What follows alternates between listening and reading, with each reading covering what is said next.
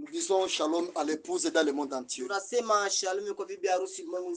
Aujourd'hui, nous allons parler de ce qui concerne les mystères du vin nouveau. C'est un grand mystère. Parce que nous sommes les croyants des sceaux. Et les sceaux est contrairement de la religion. Les sceaux, c'est une révélation de toutes les révélations. Les sceaux nous amènent à une compréhension élevée de la parole.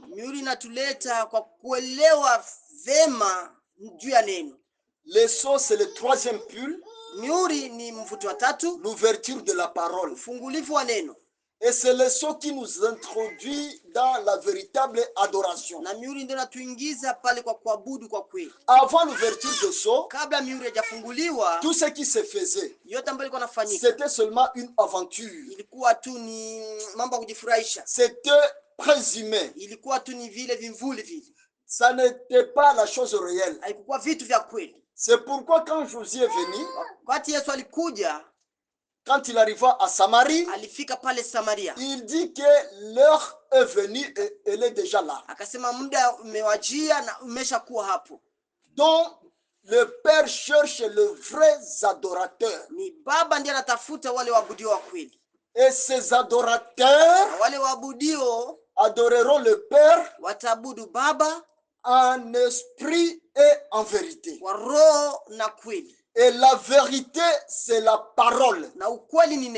Et depuis le temps de Jésus, et retournons au temps de Moïse, dans le temps passé, depuis la chute d'Adam, jusque dans les âges des églises, jusqu'avant l'ouverture des sceaux,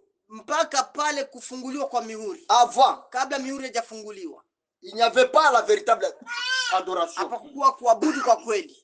Ce qui se faisait, ce n'était que des aventures. Les gens pensaient qu'ils adoraient. Et l'homme que Dieu a envoyé dans ce temps présent, William Marion Branham, il nous signale que c'est après l'ouverture des sceaux que l'adoration a commencé.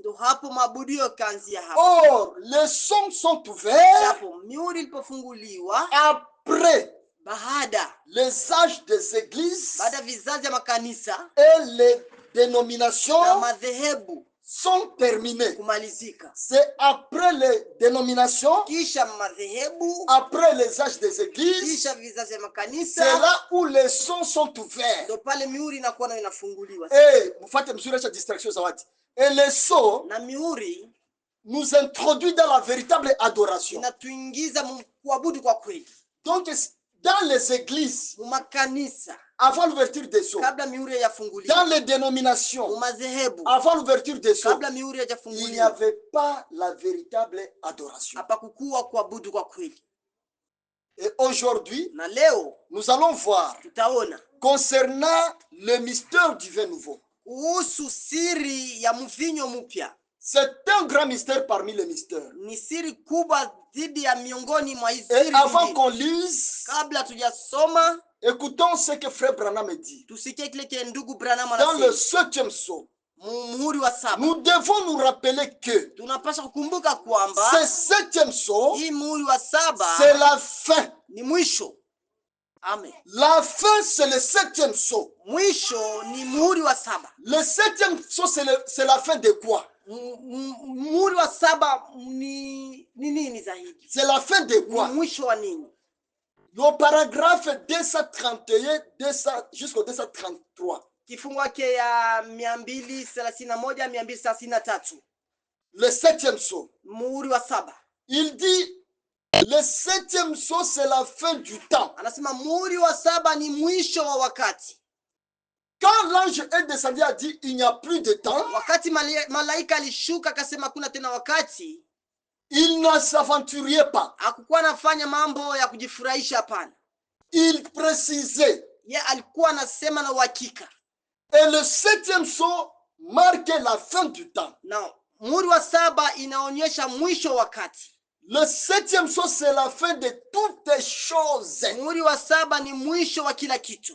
Quand on dit toutes les choses, c'est toutes les choses au pluriel. Wakati tunasema kila kitu ni kila kitu kwa wingi. Ce n'est pas nous qui dit. Hapana, sisi ndio tunasema. Ce n'est pas un pasteur qui dit. Sio pasteur ndio anasema hapa. C'est le Seigneur lui-même Ni Bwana mwenyewe qui descend ambaye alishuka et il commence à nous parler, na anaanza kutuambia à nous révéler sa parole. na kutufunulia neno lake. Il dit nous devons nous rappeler. Anasema tunapasha kukumbuka. Nous devons nous rappeler. Tunapasha kukumbuka. Si on ignorait, Kama wewe kama tulikuwa tunasahau, kama ulikuwa unasahau, maintenant rappelons-nous que alafu kumbuka kwamba le 7e sceau, muhuri wa 7 c'est la fin de toutes les choses. ni mwisho wa kila kitu. C'est exact. Ni kweli kweli, ni hivyo. La fin des choses écrites Mwisho wa mambo iliyoandikwa dans le livre ndani ya kitabu scellé de 7 sceaux. kiweza kuwekwa muhuri 7. La Bible était scellée de 7 sceaux. Biblia imewekwa muhuri Et 7. tout ce qui était écrit dans la Bible Yote ambayo iliandikwa ndani ya Biblia est arrivé à la fin, imefika kumwisho, à l'ouverture du 7e kwa sceau. kufungua muhuri wa 7. Le 7e sceau, Muhuri wa 7 c'est la fin au sujet du plan de la rédemption. ni mwisho kwa msemo wa ile Le plan de la rédemption. mpangilio ya ukombozi. Donc tout ce que nous pouvons parler concernant la rédemption, Mkisema yote ambayo tunasemea hapa kuhusu mpangilio wa ukombozi, tout ce qui est prêché concernant la rédemption, yote ambayo imehubiriwa kuhusu ukombozi, tout ce qui est enseigné concernant la rédemption, yote ambayo ilifundishwa kuhusu ukombozi, quand le 7e sceau fut ouvert, wakati muhuri wa 7 imefunguliwa, a mis fin à cela. imefanya mwisho kwa Et hiyo. Dieu nous parle ici Na Mungu anatuambia hapa que c'est la fin kwamba ni mwisho au sujet du plan de la rédemption. wa msemo wa huyo mpangilio ya ukombozi. Depuis, Tokea dès avant la fondation du monde. misingi ya dunia Donc ijakuwa, tous les plans de la rédemption, mpangilio yote ya depuis ukombozi dès avant la fondation du monde, kabla misingi ya dunia ijakuwa, tout ça, yote ile ça se termine au complet. ilimalizika kwa yote kwa utele. Tout ce qui était concerné le plan de la rédemption, Yote ambayo ilikuwa inahusu mpangilio wa ukombozi depuis dès avant la fondation du tokea monde, kabla misingi ya dunia ijakuwa, quand le 7e sceau fut ouvert, wakati muhuri wa 7 ilifunguliwa, ça a mis fin à tous ces plans-là. imeufanya mwisho mpangilio yote hii. C'est la fin de ce monde qui se débat. Ni mwisho wa dunia hii ambayo iko inaendelea C'est la kuongea. fin du monde. Ni mwisho wa dunia. Et quand on parle de la fin du monde, Tunasema mwisho wa dunia, ce n'est pas la fin de l'existence des humains. sio mwisho wa kuishi kwa wanadamu. C'est la fin des âges de l'église. Ni mwisho wa vizazi ya makanisa. C'est ça la révélation. Ndo ufunuo hii. Fin du monde, Mwisho wa ça dunia veut dire ni kusema fin des âges des églises. mwisho wa vizazi ya makanisa. Tout est arrivé à la fin. Yote imefikia kumwisho. Il n'y a rien qui est encore sans terminer. Hakuna kingine chenye kiko bila kumalizika. Tout Yote était terminé. imemalizika. C'est la fin de tout. Ni mwisho wa kila kitu. C'est là que c'est même la fin de la nature. Na ni hiyo tena hata mwisho wa maumbile. C'est la fin de tout. Ni mwisho wa kila kitu. C'est là que se trouve même la fin des trompettes. Ndio pale kunapatikana hata mwisho wa baragumu. Les trompettes qui sont en train de enseigner dans le message Baragumu ambao wako nafundisha ndani ya ujumbe qui concernait l'Israël, ambao iko nahusu Israel, c'était arrivé à la fin lorsque le 7e sceau fut ouvert. imefikia kumwisho wakati muhuri wa 7 ilifunguliwa. La Bible nous parle de coupes. Biblia inatuambia juu ya makupu ya vitasa. C'est la fin des coupes. Anasema ni mwisho wa Le vitasa. 7e sceau Muhuri wa 7 a mis même fin aux coupes. imefanya hata mwisho wa vitasa. C'est la fin de la terre. Ni mwisho wa La ulimwengu. terre qui sont les humains. Ulimwengu ambao ni Il n'y wanadamu. a aucun humain qui n'est pas arrivé à la fin dans la face de l'Éternel. Hakuna mwanadamu ambaye hajafikia kumwisho uso wa Bwana. Puisque l'Éternel, lui, quand il prend la fin, Sababu mwamini anaposema mwisho, ce n'est pas sio kusema l'anéantissement, ase mais kumalizika. la fin. Akina anasema mwisho. C'est la fin des humains. Ni mwisho wa wanadamu. C'est la fin de la terre. Ni mwisho wa ulimwengu. C'est même la fin du temps. Hata mwisho wa wakati.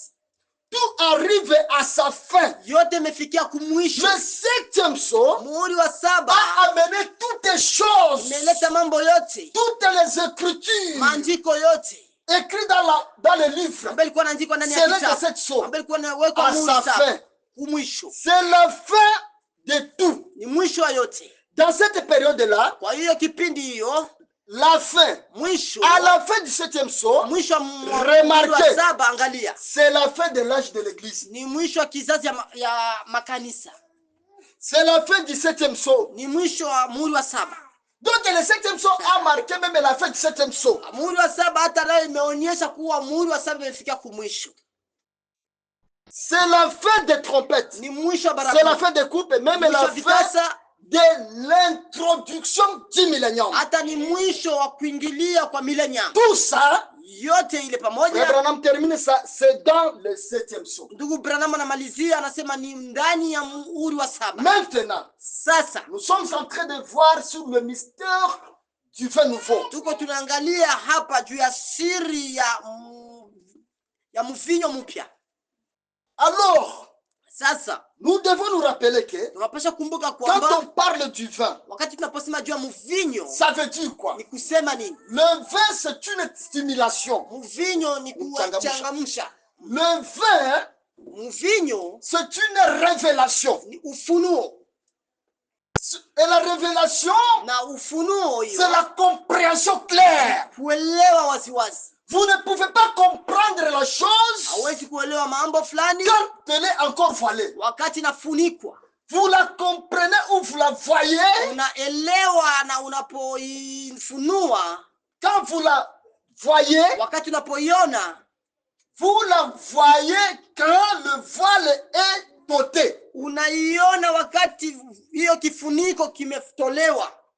Maintenant le vin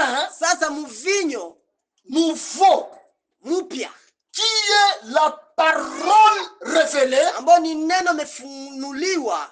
la révélation des sons, ça nous introduit dans un nouveau système. Ça nous introduit dans une nouvelle civilisation. Ça nous introduit dans un nouveau royaume. Et nous devenons de nouveaux peuples. Avec une nouvelle connaissance. Nous ne sommes plus dans les coutumes religieuses. Puisque le vin nouveau, c'est la fin des coutumes. Ça nous introduit dans une nouvelle coutume qui est la coutume de l'Éternel. Et la coutume de l'Éternel n'est pas comprise des humains. Puisque aucun humain qui connaît la pensée de l'Éternel. Sauf nous les croyants. Parce que c'est nous-mêmes qui sommes ses pensées. C'est nous qui sommes ses pensées manifestées. Alors nous ne sommes pas ce que le monde dit de nous. Nous sommes ce qu'est l'Éternel. Nous sommes ses pensées. Nous ne sommes pas les pensées d'un prophète. Nous ne sommes pas les pensées d'un prédicateur. Nous ne sommes pas les pensées d'un certain ange. Nous ne sommes pas la pensée d'une certaine créature. Nous sommes le pensée d'Elohim. Celui qui n'a pas le commencement ni fin de jour. Lui, l'ancien des anciens. Lui, la révélation des révélations. Lui qu'on ne peut pas expliquer dans le langage humain. Il n'y a aucun langage sur la terre qui peut révéler, qui peut parler correctement de qui est Elohim.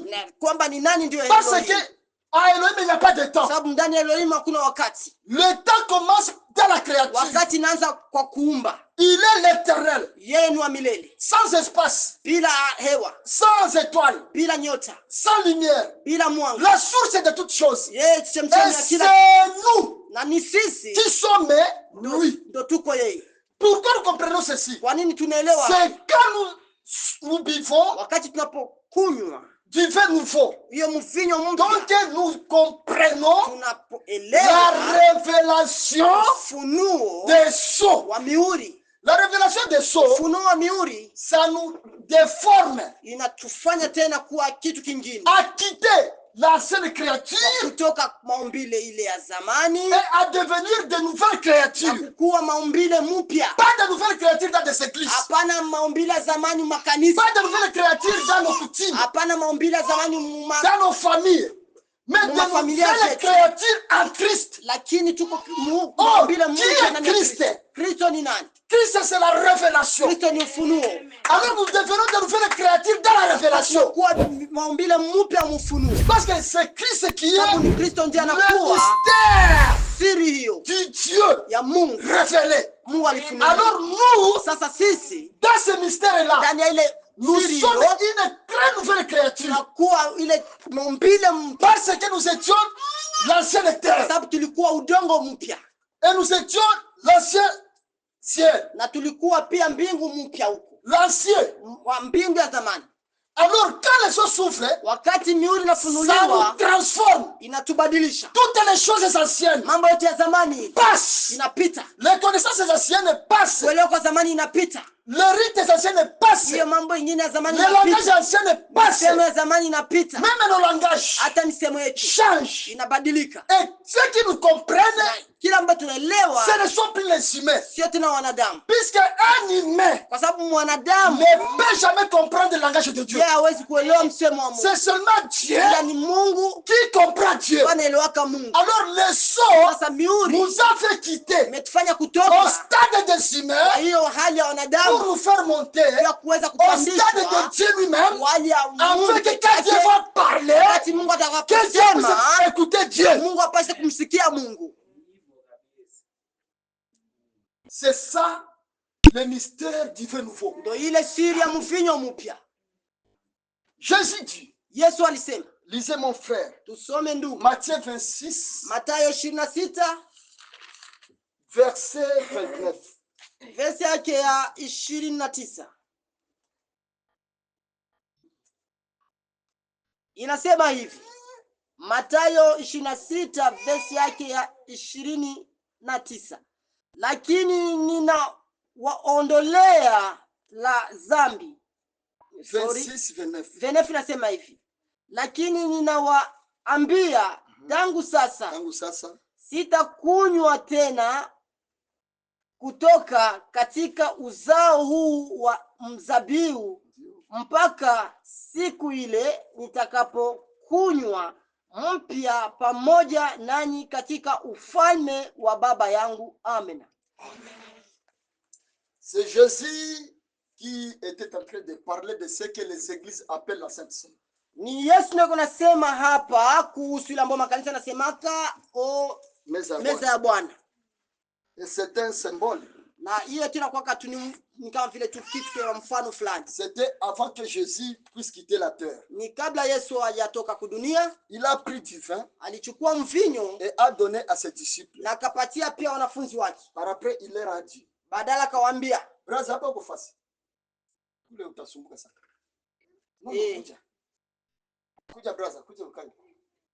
Amen.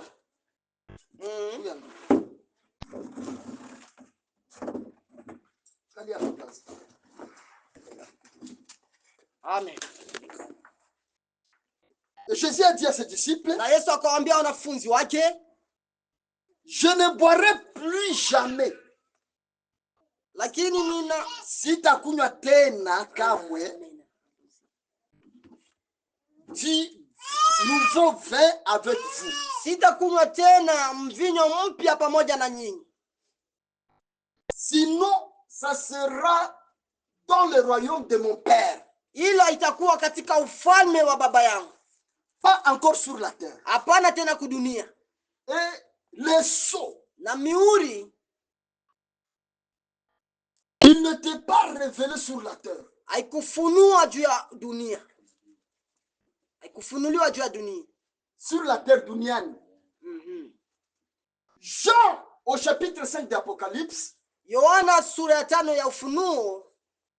Il n'était pas sur la terre, mais il était déjà monté au ciel. Hakukuwa kudunia lakini alikuwa pandishwa mbinguni. Et c'est là où il a vu comment les sceaux étaient révélés. Na pale ndo aliona namna gani mihuri imefunuliwa. Maintenant, ce qui nous a été donné, na kile kenye tulipewa, c'était seulement la manifestation de ce qui était déjà accompli dans les cieux. Ilikuwa ni kuzirika kwa kile kilikuwa shafanyika mbinguni. Frère Branham dit, ndugu Branham, avant que toute chose se fasse sur la terre, kabla mambo yote ifanyike hapa kudunia, ça se passe d'abord au ciel. Inafanyika kwanza mbinguni. Les sceaux ont été d'abord ouverts au ciel. Mihuri imefunuliwa kwanza huko mbinguni. Dans l'éternité. Milele huko. Puisque Dieu na kwa sababu Mungu ne fait pas les choses comme les humains. Afanyaki vitu kama vile wanadamu. Lui, il voit la fin avant le commencement. Anaonaka mwisho kabla ya mwanzo. Il a déjà terminé son plan.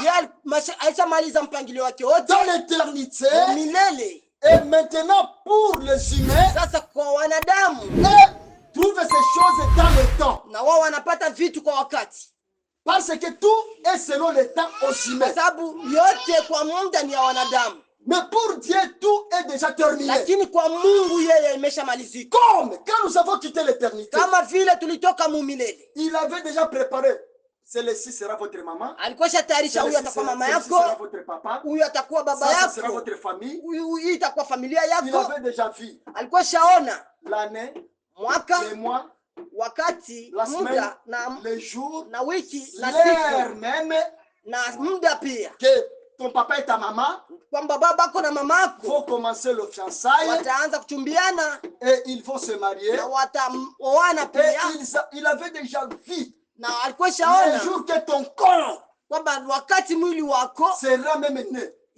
Itakapozaliwa. Et il t'avait amené na akakuleta au temps précis, kwa muda kamilifu kabisa, sans hasard, bila kuchelewa, au jour précis, siku yenye litayarishwa kabisa, sans qu'il y ait de défauts, bila hata kukuwa na makosa fulani. Alors ce jour-là, kwa sababu siku hiyo, quand le corps wakati mwili que nous nous vêtissons ambao tunavaa sisi était sorti, imetoka, c'est le jour-là ni siku ile que nous, ndo sisi na le sisi, pensée de l'éternel, mawazo ya milele, nous étions entrés dans le corps de ce élément. Kaingia mwili wa elementi 16. Et quand nous sommes entrés là-bas, wakati nous aliingia pale, étions tout parfait.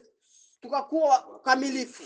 On n'avait pas de défauts. Hakukuwa na On makosa. n'avait pas de faiblesse. Hapakukuwa na madhaifu. Nous n'avions pas aucun défaut, aucune faiblesse. Sisi hatukuwa na makosa fulani ama Maintenant, madhaifu fulani. pourquoi les sceaux sont révélés? Kwa nini mihuri imefunuliwa? Pourquoi Jésus a dit, kwa nini Yesu alisema il boirait seulement atakunywa tu le vin nouveau mvinyo mpya dans le royaume de son Père? ufalme wa baba yake. Parce que ni kwa sababu le royaume de ce monde, ufalme wa dunia hii, c'est le royaume dominé par le diable. ni ulimwengu ambao unatawaliwa na Tous les shetani. gouvernements, Utawala wote, toutes les religions makanisa yote sont dominées par le diable. imetawaliwa na ibilisi. Et ils ne connaissent pas. Na hawamjui. Parce que ni kwa sababu ils sont sous la domination de Laodicée. wako chini ya utawala ya Laodikia. Laodicée est comparable à Adam. Inalinganishwa na Adamu. Adam était nu. Adamu alikuwa uchi. Mais il était couvert de la gloire de l'Éternel. Lakini alikuwa anafunikwa na utukufu wa Mais Bwana. il ne connaissait pas. Na hakukuwa anajua kwa. Le jour qu'il était tombé, siku yenye alianguka, c'est le jour qu'il reconnaissait sa nudité. Siku akajua kwamba iko uchi. Et maintenant, il est allé se forger na akaenda des habits. Na kuweka majani. Les habits qui sont la religion. Nguo ambayo inakuwa ni makanisa. Et Laodicée na Laodikia porte l'habit de l'ignorance. Wanabeba manguo ya kutokujua. Ils ne connaissent pas qu'ils sont nus. Hawajui kwamba wako uchi. Ils ne connaissent pas qu'ils sont sous l'inspiration diabolique. Hawajui kwamba uko chini ya uvuvio wa shetani. Ils ne connaissent pas qu'ils n'ont rien. Hawajui kwamba hawana Des kitu. pauvres misérables. Wao ni wamaskini wenye ole. Mais vous trouverez les gens de Laodicée Tunakutanisha watu wa en train Laodikia de se glorifier. wako najitukuza.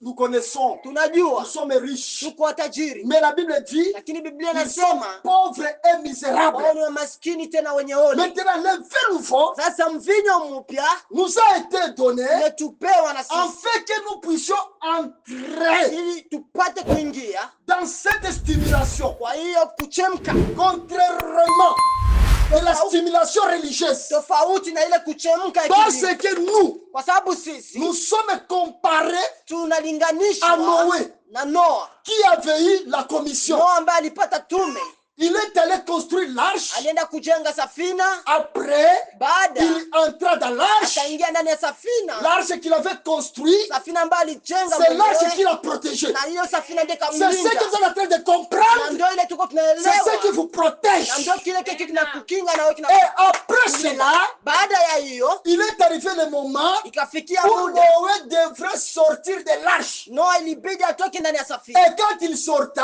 Wakati la alipotoka, première chose kitu cha kwanza que Noé est allé prendre, ambayo Noa alienda kuchukua c'était le vin. ilikuwa ni mvinyo.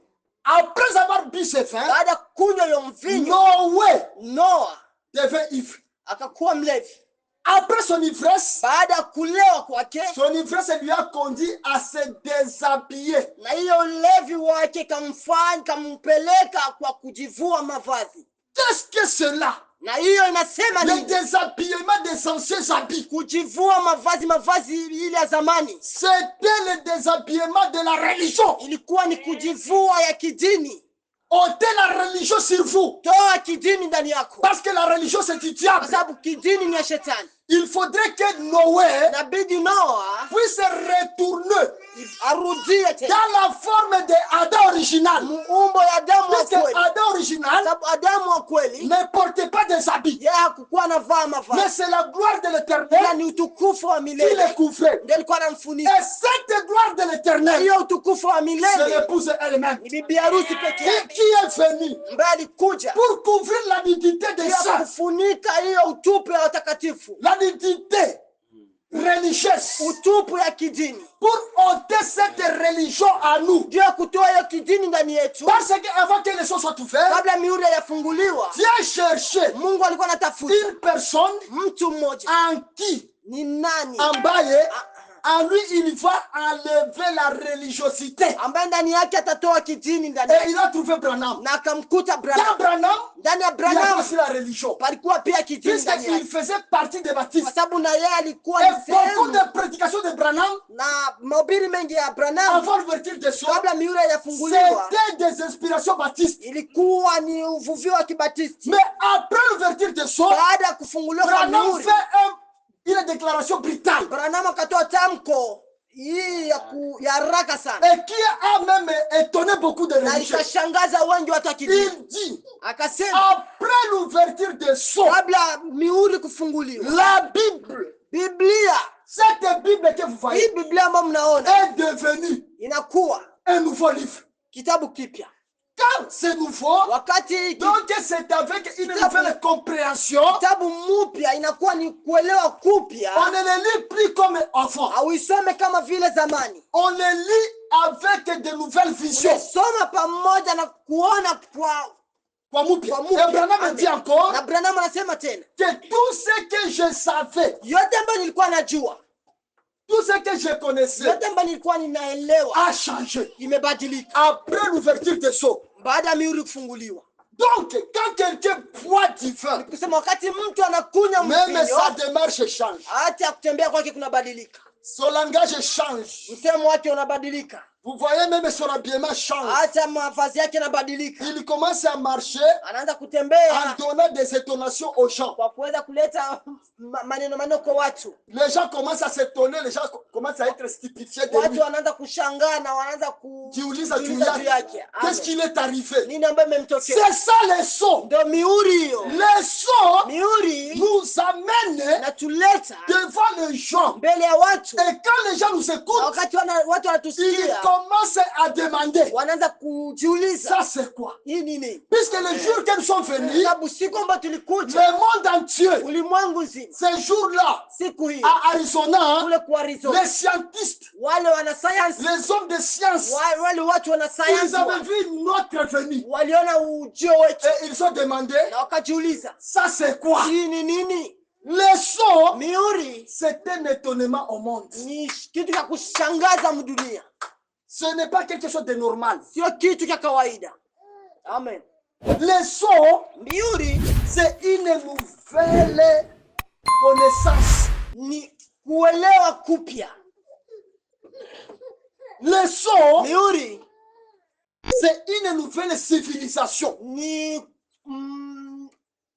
maendeleo mapya. Amen. Les sons, mihuri, c'est ça la fin de toutes les bénédictions. Ni hayo ndiyo mwisho wa mibaraka yote.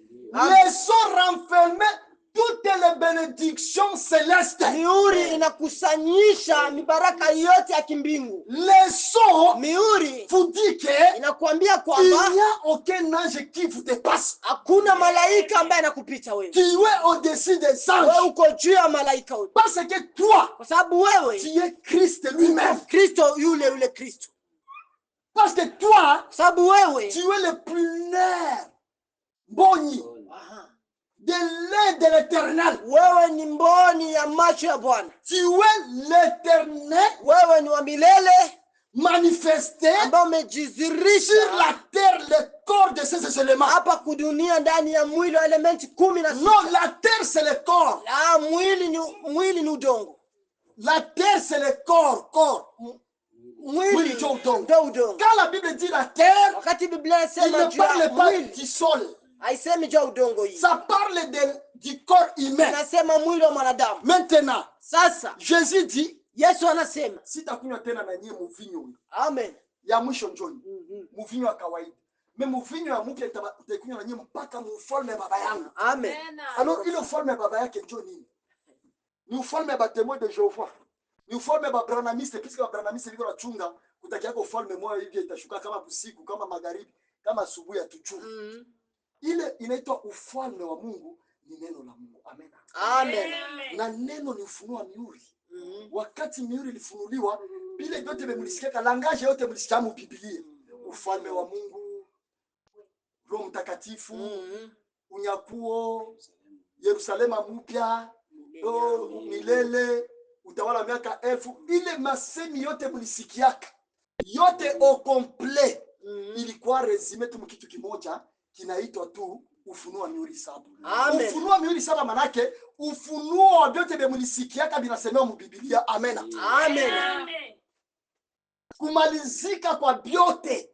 Hakuna kikirabaki. Ndio. Alors pourquoi nous avons des questions? L'épouse n'a pas de questions. Kwa nini tunakuwa na maswali? Bibi harusi yako akina maswali. Parce que l'épouse elle, kwa sababu bibi harusi yeye au-dessus iko juu de cette terre. Ya hii ulimwengu. Et au-dessus na iko juu de la religion. Ya kidini yote. L'épouse, bibi harusi, c'est Dieu lui-même. Ni Mungu peke yake qui a changé la forme. Ambaye amebadilisha tu umbo. Dieu lui-même, Mungu peke yake, qui s'est kénossé. Ambaye ameweza kujidumbukiza. Dieu lui-même, Mungu peke yake, qui est entré dans le mystère de pararekomia. Ameingia kwenye siri ya pararekomia. Donc anabadilika. Amen. Anatoka muumbo balimfikiria ba religieux. Puisque ba religieux qui wanasema kama Mungu iko na forme ya mwanaume. Alors que Mungu ni esprit. Amen. Esprit haina forme. Mais hapa kuepuza, tukisema epuze, haiko epuze sawa vile wewe mwanamke wa maziba mbili, hapana. Ndio. Epuze manake nini? Ni muumbaji ambaye tu amebadilika kupitia neno lake. Ni huyu mtu alikuwa anasema mimi niko wa mwisho, sina kitu, anaanza kusema kama mimi ndio Mungu. Kwa nini? Amen. Parce que quand le 7e sort est révélé, wakati muru wa 7 ilifunuliwa, nous a démontré, imetuonyesha qui est Dieu. Mungu ni nani? Quelle est sa nature? Na umbo yake ni aje? Et comment il vit?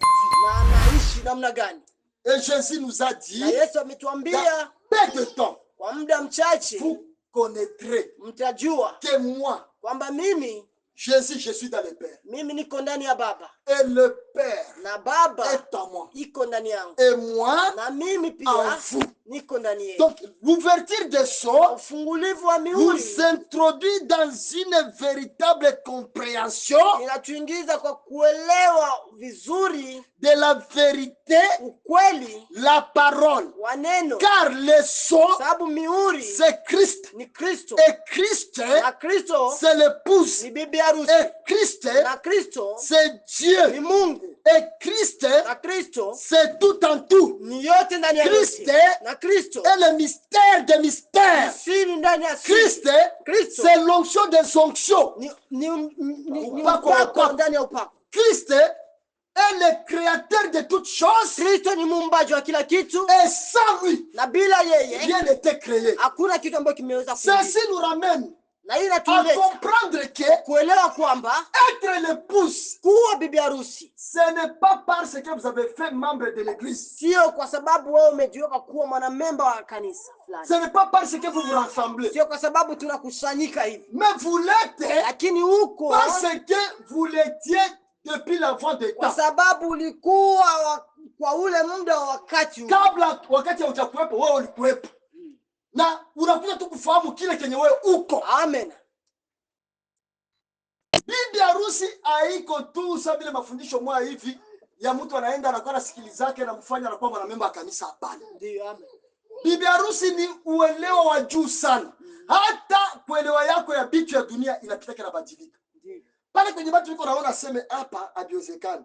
Kwako wewe binakuwa tout est possible puisque wewe ndio le véritable croyant. Amen. Pale kwa hiyo unasema hapa siwezi, meona kwa muweza wa yote. Puisque wewe hauko tena wewe. Amen. Mwili. Unakuwa wewe neno. Na neno ndio lumba kila kitu. Amen. Puisque bibi harusi ni neno. Amen. Na mbele ya neno hakuna kinashindikana, yote inawezekana. Amen. Amen. Le nouveau vin. Mvinyo mpya. Inakupeleka kujua kama mbele yako wewe bibi harusi hakuna kinashindikana. Amen. Qui est l'épouse? Bibi harusi ni nani? C'est le sang. Ni damu. Le sang de Christ. Damu ya Kristo. C'est l'épouse. Ni bibi harusi qui est ambaye yuko le sang. Yuko damu. Parce que pour l'épouse, kwa sababu kwa bibi harusi tout est grâce, grâce, grâce. Yote ni neema, neema, neema. Mais pour ceux qui ne sont pas l'épouse, lakini kwa wale ambao wako bibi harusi, et le sang n'est plus à l'autel. Wao damu haiko juu ya madhabahu. Ils sont sous le jugement. Wako chini ya hukumu. Sous le fumée. Chini ya moshi. Et William Marion Branham, na William Marion Branham a été très honnête. Yeye alikuwa kabisa mwenye kuwa wazi. Il a comparé, aliweza kulinganisha la compréhension qu'il avait. Kwa hiyo kuelewa yenye alikuwa nayo avant la révélation de la parole. Kabla mihuri yafunguliwa. Et la compréhension qu'il a reçue après l'ouverture de la parole. Na kuelewa ambayo alipata kabla kufunguliwa kwa neno. Baada ya kufunguliwa kwa neno. Il dit, anasema hivi, que j'ai compris, kwamba nilielewa, que tout ce que j'ai compris après l'ouverture des sceaux, na yote ambayo nilielewa kabla mihuri baada mihuri yafunguliwa. Baada mihuri kufunguliwa. Yote ambayo nilielewa baada ya mihuri kufunguliwa ilikuwa tofauti na kile kilikuwa naelewa kabla mihuri kufunguliwa. Amen. Na kama tunaelewa tofauti, hata maisha yetu inaanza kubadilika. Amen. Amen. Puisque yote yanatokana kuelewa. Ndio. Amen.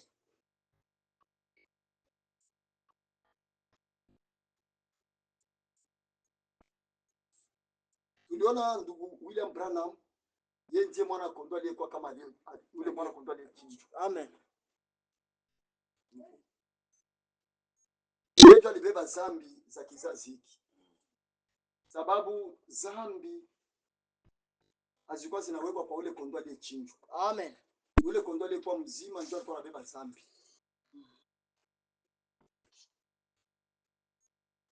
William Branham alikuja kama vile nyota ya asubuhi.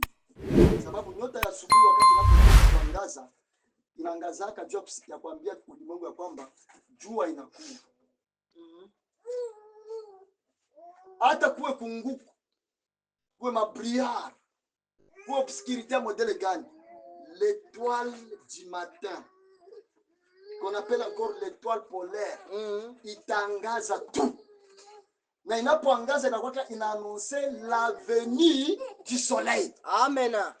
Et quand nous arrivons maintenant au lever du soleil, wakati tunapofika kuamka kwa jua, le lever du soleil amène la dissipation de toutes ténèbres. Kuamka kwa jua inaleta kuondolewa kwa giza yote. Amen.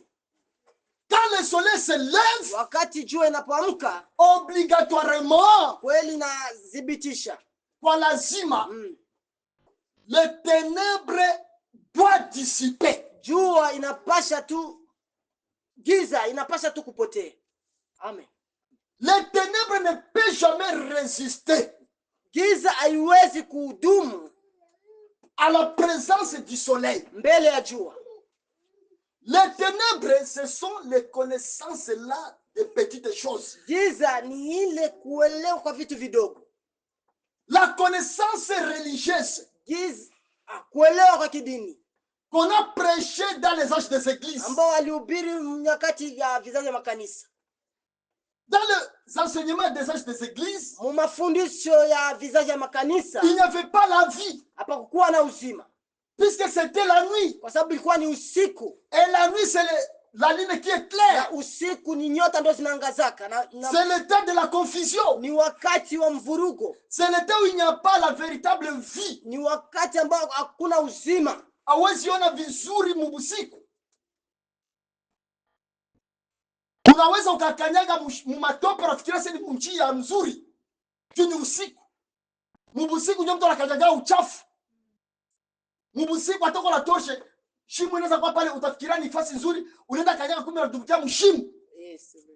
Na wakati jua inapoamuka inaleta kuona vizuri. Amen. Yote venye uko naona au uko naelewa unabielewa vizuri. Amen.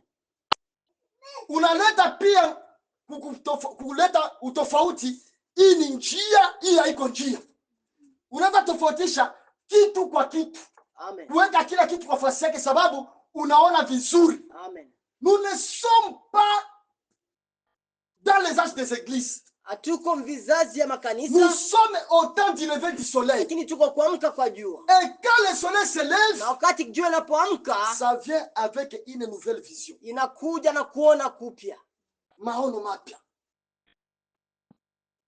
Toutes les créatures se réjouissent. Maumbile yote yanafurahia du lever du soleil. Kwa kuamka kwa jua.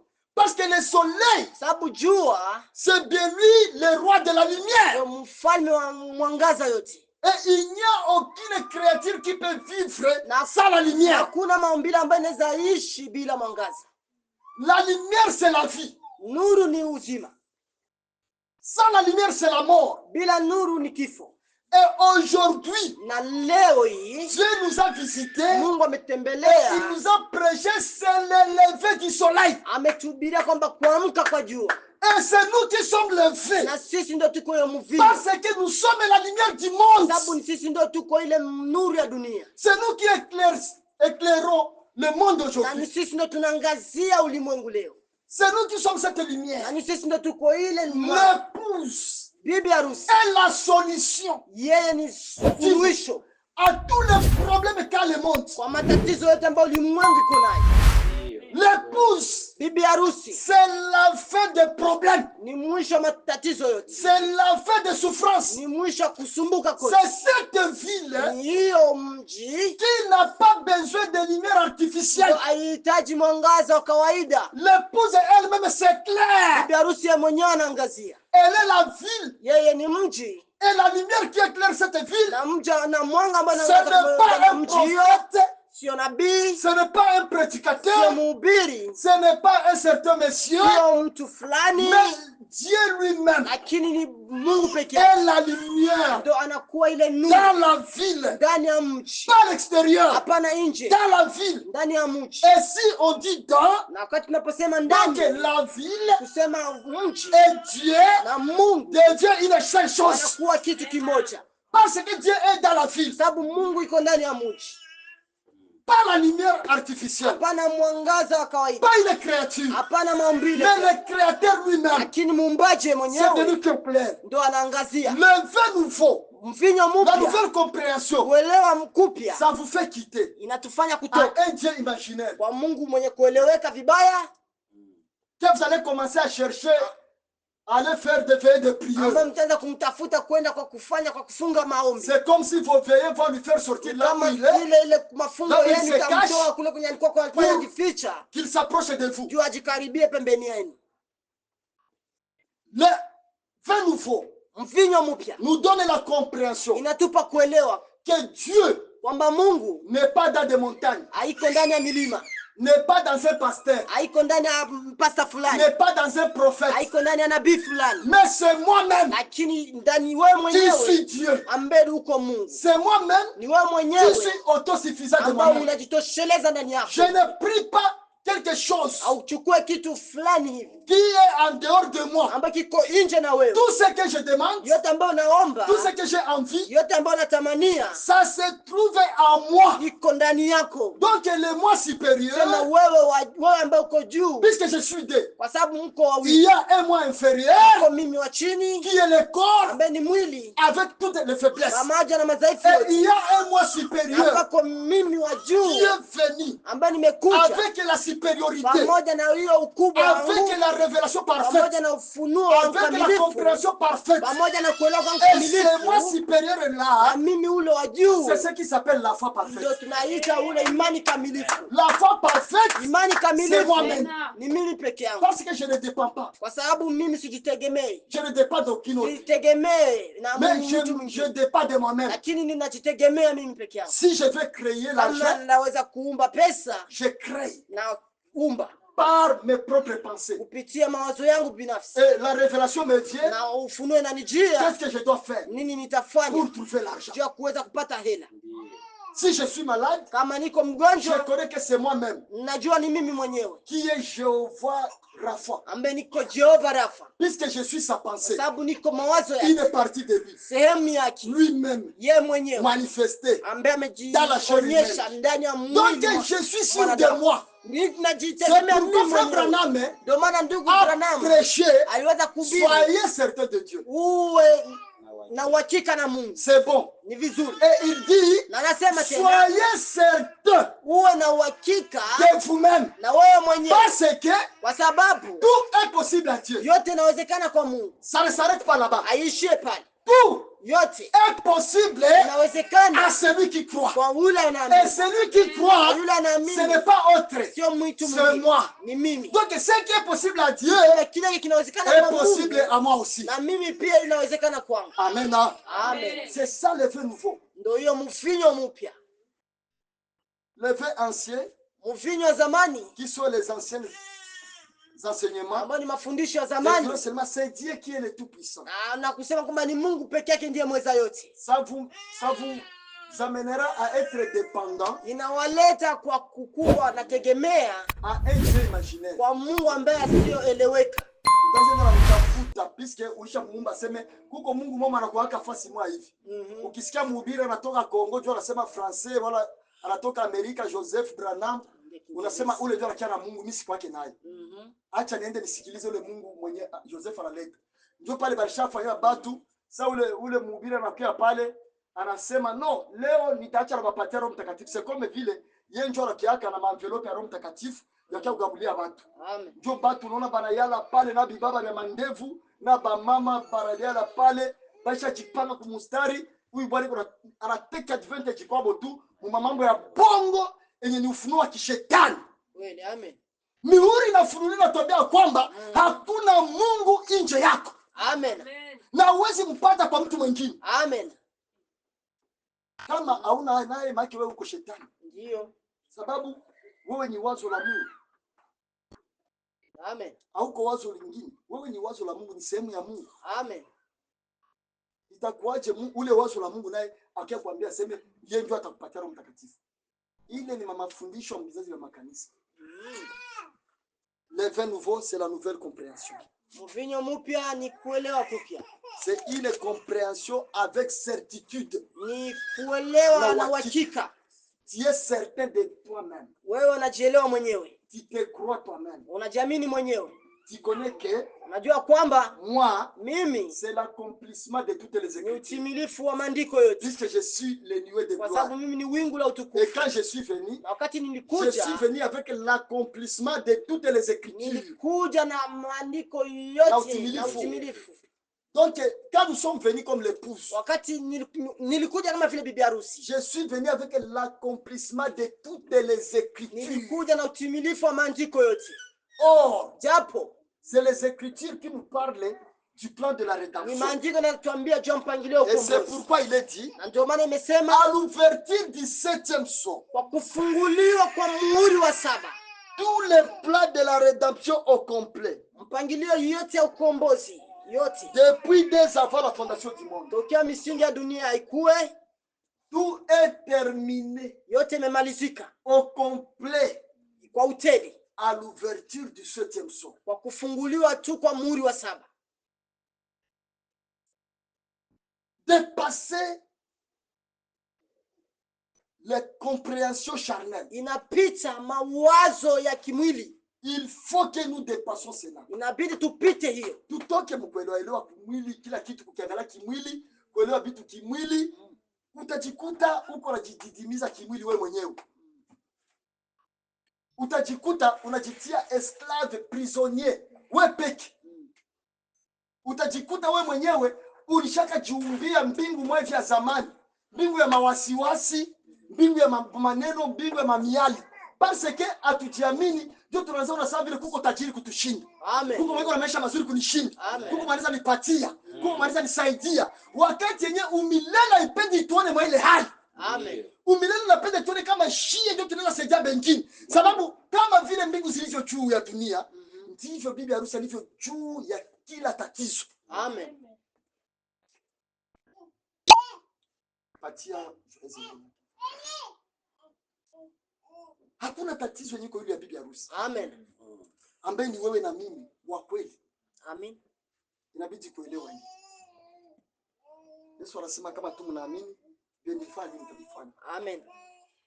Kuamini maana yake ilikuwa na uhakika ya wewe mwenyewe. Kwa na uhakika kile kenye uko. Mvinyo mpya ni elimu mpya, ujuzi mpya, kuelewa neno kupya, kutoka dunia ya zamani kukua dunia mpya, kutoka mbingu ya zamani kukua mbingu mpya, sababu mbingu ya zamani na dunia ya zamani zilikunjwa kama karatasi na kutupwa. Amen. Bahari za zamani zikatupwa, kukakuwa bahari mpya. Yote Yohana akasema nikaona yote ikafanywa kuwa mapya, ya kale kapita, yote ikakuwa mapya. Sasa mihuri ndio inafanya ile kazi. Wakati uko connected mihuri, unaelewa kama wewe ndio mihuri. Mihuri ikiamaliza ile civilisation ya zamani, uraia ya zamani, religion za zamani, inakuingiza nouvelle création. Unakuwa wewe mwenyewe wa mpya kila kitu. Ile ulikuwa unaelewa zamani, nikienda kubatizwa ndio naenda mbinguni, nikitoa cha 10 ndio nitabarikiwa, nikitoa masadaka ndio watanibariki. Ile yote nakwambia kama tu ces gens là biko banasema vitu vyenye nabo abaelewe, puisque ukirudia agano la kale ndio banasema juu ya chakula. Alors Yesu wakati alikuwa pale msalabani alimaliza kila chochote ambacho kinahusu agano la kale. Amen. Sheria zote za agano la kale zilitimilika ndani ya Yesu pale msalabani. Ile machakumi yote, masadaka, manini, yote Yesu alibitimiza pale. Amen. Ndio maana unaona mba mitume abakuhubiri hata siku moja juu ya machakumi tena. Soma agano jipya. Ukiona tafasi mwako balitoka cha 10, wende uitoe na wewe. Mihuri inakia kukuonesha kile kenye uko, hapana tena kutembea kwa kuonelewa. Unatembea na ujuzi, wa kila kitu unakiweka kwa nafasi yake. Ndio. Unaanza kumuona kila mtu na rangi yake. Akikuwa ni religieux na huyu ni religieux. Hata anabeba mabrochure, hata anasema Branham mais c'est un religieux. Leo tunazungumzia juu ya le mystère du vin nouveau. Siri ya mvinyo mpya. Une nouvelle stimulation. Kuchemka kupya. Une nouvelle révélation. Ufunuo mpya. Une nouvelle compréhension de la parole. Na kuelewa upya wa neno. Pour aujourd'hui, shalom à vous. Na kwa leo, shalom kwenu.